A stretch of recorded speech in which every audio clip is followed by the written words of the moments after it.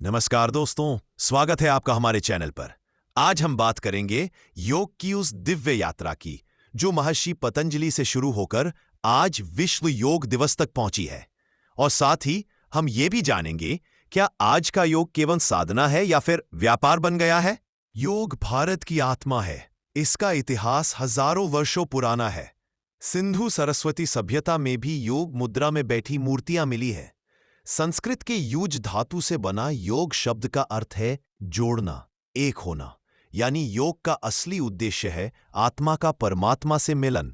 योग को विज्ञान का रूप देने वाले ऋषि थे महर्षि पतंजलि। कहा जाता है कि वे शेषनाग के अवतार थे। एक कथा के अनुसार वे आकाश से पत्ते के रूप में गिरी हुई अंजलि मुद्रा में योगिनी गोनिका की हथेली पर प्रकट हुए और इसलिए उनका नाम पड़ा पतंजलि। उन्होंने 3 क्षेत्रों में अद्भुत योगदान दिया: व्याकरण, महाभाष्य ग्रंथ लिखा, आयुर्वेद, शरीर के संतुलन पर ग्रंथ, योग सूत्र की रचना। योग सूत्र में पतंजलि ने योग को एक संपूर्ण अनुशासन के रूप में प्रस्तुत किया। योगश्चित्त वृत्ति निरोधा। योग वह अवस्था है जिसमें मन की चंचलता समाप्त हो जाती है। पतंजलि ने योग के 8 अंग बताए हैं: यम, समाज में आचरण नियम, आत्मानुशासन, आसन, शरीर की स्थिरता, प्राणायाम, श्वास पर नियंत्रण, प्रत्याहार, इंद्रियों का संयम, धारणा, मन को केंद्रित करना, ध्यान, एकाग्रता की गहराई, समाधि, आत्मा और परमात्मा का मिलन। पतंजलि योग का पहला चरण है यम। यम का अर्थ है वह नैतिक सिद्धांत जिनका पालन समाज में रहकर किया जाता है। ये हमें सिखाते हैं कि एक योगी को दूसरों के प्रति कैसा आचरण रखना चाहिए। पतंजलि ने 5 यम बताए हैं: अहिंसा, किसी जीव को शारीरिक, मानसिक या वाणी से पीड़ा न देना। सत्य, सच्चाई बोलना और सोच में भी ईमानदारी रखना। अस्तेय, जो आपका नहीं है उसे लेने का विचार भी न करना। ब्रह्मचर्य, इंद्रियों का संयम और ऊर्जा का संकरण। अपरिग्रह, अनावश्यक संग्रह न करना, सादगी अपनाना। यम का पालन व्यक्ति को सामाजिक और नैतिक रूप से मजबूत बनाता है। इससे मन शुद्ध होता है, क्रोध और लालच कम होते हैं। योग केवल शारीरिक व्यायाम नहीं बल्कि जीवन जीने की एक नैतिक प्रणाली है और यम उसका पहला आधार है। दूसरा अंग है नियम, जो व्यक्ति के आंतरिक जीवन को शुद्ध करता है। पतंजलि ने 5 नियम बताए: 1. शौच, शरीर और मन की पवित्रता। 2. संतोष, हर परिस्थिति में संतुष्ट रहना। 3. आत्मसंयम और कठिनाइयों को सहने की शक्ति। स्वाध्याय, आत्मचिंतन और शास्त्रों का अध्ययन। 5. ईश्वर प्रणिधाना, ईश्वर के प्रति समर्पण। नियम व्यक्ति के भीतर अनुशासन लाता है। यह बताता है कि बाहरी दुनिया में कुछ भी करने से पहले अपने भीतर की सफाई जरूरी है। जो व्यक्ति नियमों का पालन करता है वह स्थिर मन और मजबूत आत्मविश्वास के साथ आगे बढ़ता है। तीसरा अंग है आसन, जो शरीर की स्थिरता और मानसिक एकाग्रता का प्रतीक है। आसन का अर्थ है सुखपूर्वक और स्थिर होकर बैठना। पतंजलि के अनुसार स्थिर सुखमासनम, जो आसन स्थिर और सुखद हो वही सच्चा आसन है। आसन का उद्देश्य शरीर को स्वस्थ बनाना है ताकि साधक ध्यान कर सके। योग में शारीरिक मुद्राएं केवल लचीलापन बढ़ाने के लिए नहीं बल्कि ऊर्जा प्रवाह और चित्त की स्थिरता के लिए होती हैं। आज के दौर में आसन को केवल फिटनेस तक सीमित कर दिया गया है, परंतु पतंजलि का उद्देश्य शरीर और मन दोनों का सामंजस्य था। जब शरीर स्थिर होता है तभी मन भी शांत होता है और यही ध्यान का आधार बनता है। चौथा अंग है प्राणायाम, जिसका अर्थ है प्राण, जीवन ऊर्जा का नियंत्रण। यह श्वास को नियंत्रित कर मन को नियंत्रित करने की प्रक्रिया है। पतंजलि ने कहा, ततः क्षीयते प्रकाशावरणम, प्राणायाम से मन पर छाया अज्ञान का पर्दा हट जाता है। प्राणायाम के 3 मुख्य चरण हैं: पूरक, कुंभक, रेचक। नियमित प्राणायाम से शरीर में ऑक्सीजन का स्तर बढ़ता है, तनाव घटता है और मन में एकाग्रता आती है। यह शरीर और आत्मा को जोड़ने वाला पुल है। जहां सांस स्थिर होती है वहां विचार भी स्थिर हो जाते हैं और वहीं से ध्यान की यात्रा शुरू होती है। 5वां अंग है प्रत्याहार, जिसका अर्थ है इंद्रियों को बाहरी विषयों से हटाकर भीतर की ओर मोड़ना।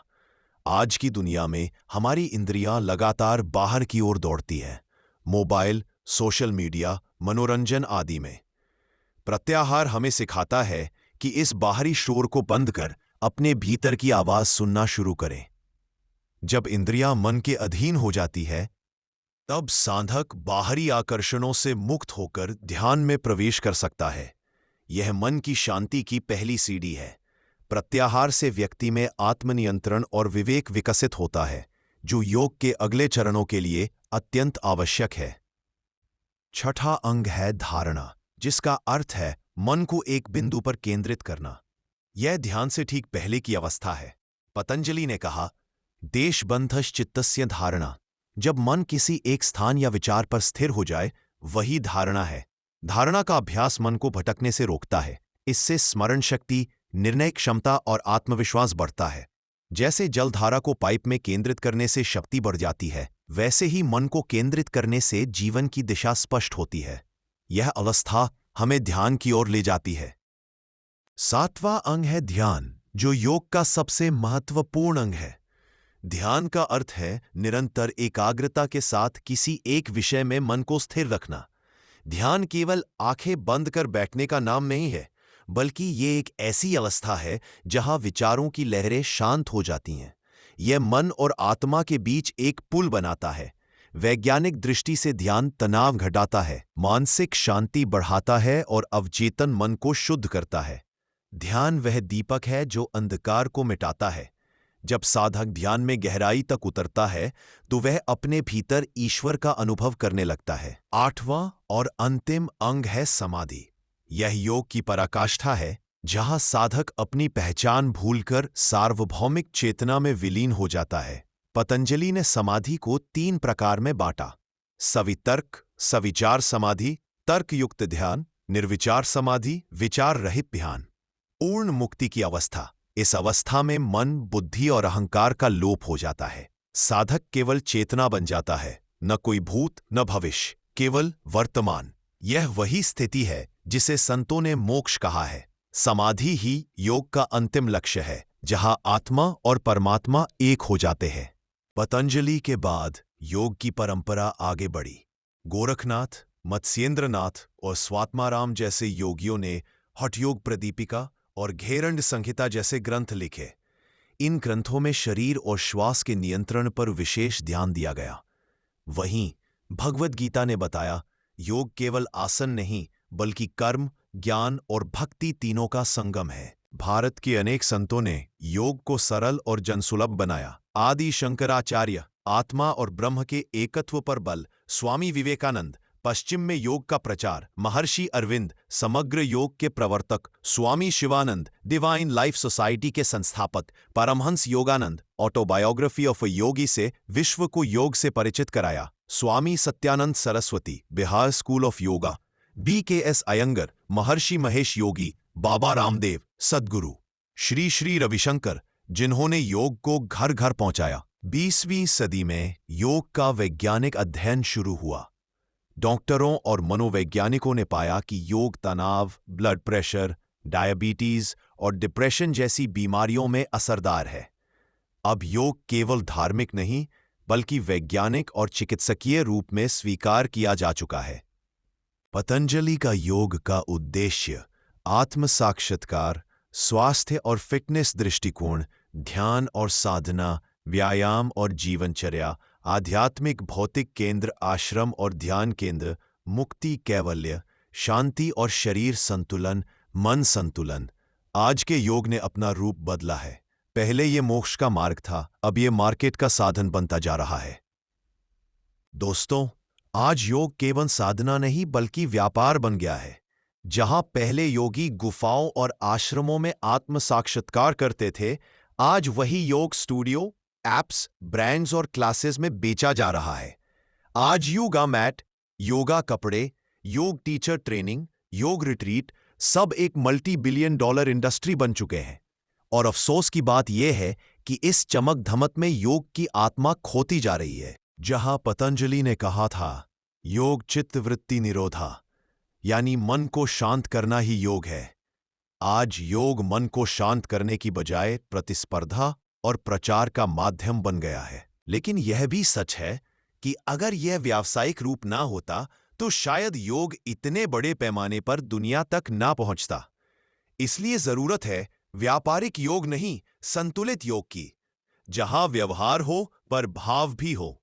योग को बेचना गलत नहीं, लेकिन योग के आध्यात्मिक मूल्यों को भूल जाना यही सबसे बड़ी गलती है। योग केवल शरीर को मोड़ने की कला नहीं, बल्कि आत्मा को जोड़ने का विज्ञान है।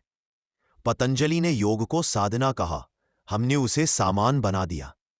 अब समय है कि हम योग को फिर से उसकी जड़ों से जोड़ें, शरीर से नहीं, चेतना से। योग का असली अर्थ है मन, शरीर और आत्मा का एकत्व। जब मन शांत हो जाए, जब अहंकार मिट जाए, जब भीतर से मैं नहीं हम झलके, वही सच्चा योग है। अगर आपको यह वीडियो पसंद आया हो तो इसे लाइक, शेयर और सब्सक्राइब करना ना भूलें। नीचे कमेंट में बताइए, आपके अनुसार आज के समय में सच्चा योग कैसा होना चाहिए। जय योग, जय भारत।